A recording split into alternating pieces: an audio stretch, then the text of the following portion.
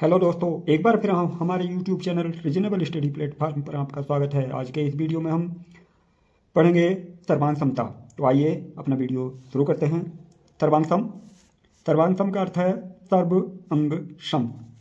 सर्व का सभी अंग या भाग सम माने बराबर। तो ऐसी आकृतियां जिनके सभी अंग बराबर या समान हो उन्हें सर्वांग सम कहते हैं। जैसे यहाँ कुछ आकृतियां हैं और ये आकृतियां हम एक दूसरे के ऊपर रखकर देखते हैं तो ये आकृतियां एक दूसरे को पूरी तरह से ढक लेती हैं। तो हम कह सकते हैं कि ये आकृतियां ऐसी हैं जिनके सभी अंग समान हैं। ये दूसरी आकृति है और इन दोनों को भी एक दूसरे के ऊपर हम अध्यारोपित कर रहे हैं तो यह भी एक दूसरे को पूर्ण रूप से ढक लेती हैं, इसलिए ये आकृति भी सर्वांग सम है।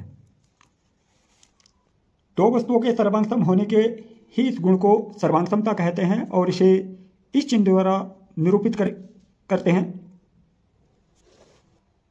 वस्तुओं की सर्वांग समता देखने से पूर्व हम रेखाखंड की सर्वांग समता के बारे में बात करेंगे। समान लंबाई और मोटाई की रेखाएं सर्वांग सम होती हैं। तो जैसे यहाँ यह रेखा AB और CD रेखाखंड है, तो ये दोनों रेखाखंड AB सर्वांग सम CD रेखाखंड होगा। यहाँ रेखाखंड PQ और RS है। तो जैसा आप देख पा रहे हैं इन दोनों रेखाखंडों की लंबाइयाँ अलग अलग हैं, इसलिए रेखाखंड PQ सर्वांग सम नहीं है RS रेखाखंड के, क्योंकि इन दोनों की लंबाइयाँ अलग अलग हैं, इसलिए ये सर्वांग सम नहीं है।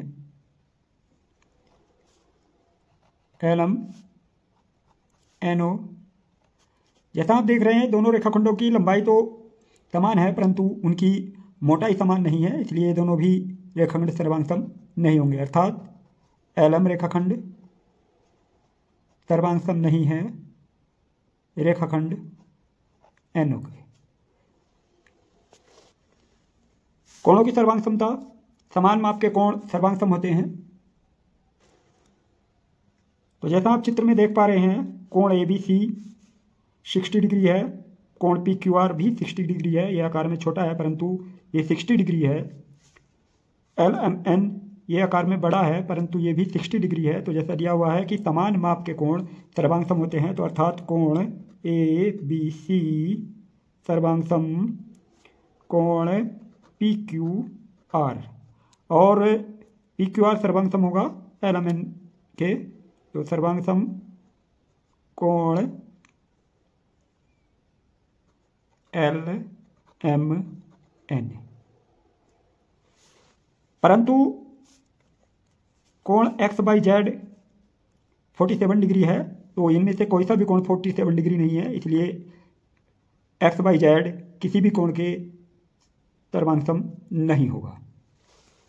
त्रिभुजों की सर्वांग समता, पीछे हमने देखा रेखाखंड और कोण की सर्वांग समता, अब हम त्रिभुजों की सर्वांग समता देखते हैं।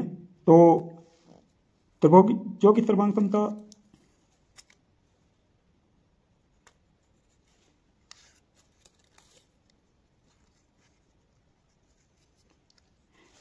यहाँ दो त्रिभुज हैं और यह दोनों त्रिभुज हम एक दूसरे के ऊपर अध्यारोपित करके देखते हैं। तो हम देख रहे हैं कि दोनों त्रिभुज एक दूसरे के ऊपर अध्यारोपित करने पर वह एक दूसरे को पूर्ण रूप से ढक लेते हैं। तो हम कह सकते हैं कि ये दोनों त्रिभुज सर्वांग सम है क्योंकि ये एक दूसरे को पूर्ण रूप से ढक पा रहे हैं। तो यहाँ दो त्रिभुज हैं ABC और PQR जो एक दूसरे को पूर्ण रूप से ढक पाते हैं, इसलिए ये दोनों त्रिभुज सर्वांग सम होंगे। तो त्रिभुज ABC सर्वांग सम त्रिभुज PQR। इन दोनों त्रिभुजों के आधार पर हम संगत शीर्ष, संगत कोण और संगत भुजाओं के बारे में जानकारी करेंगे, क्योंकि आने वाले वीडियो में हमें इनकी आवश्यकता पड़ेगी। तो आइए देखते हैं संगत शीर्ष। तो संगत शीर्ष देखने के लिए जो इनका नाम है सर्वांगसम त्रिभुज PQR, तो यहाँ पर इनके नाम के आधार पर शीर्ष देखते हैं। शीर्ष A शीर्ष P के संगत होगा, शीर्ष A शीर्ष P के संगत होगा, शीर्ष B शीर्ष Q के संगत होगा, B Q के संगत होगा और C R के संगत होगा। तो जिस प्रकार त्रिभुजों का नाम होता है उसी प्रकार संगत शीर्ष होते हैं। संगत कोण देखेंगे इसी नाम के आधार पर। कोण A कोण P के संगत होगा या कोण A के संगत कोण P होगा। इसी प्रकार कोण B कोण Q के संगत होगा और कोण C कोण R के संगत होगा। संगत भुजाएं कौन सी हैं? जैसे पहला त्रिभुज ABC में AB और PQR में PQ। तो AB भुजा के जो संगत PQ भुजा होगी, उसी प्रकार BC भुजा के संगत QR भुजा होगी,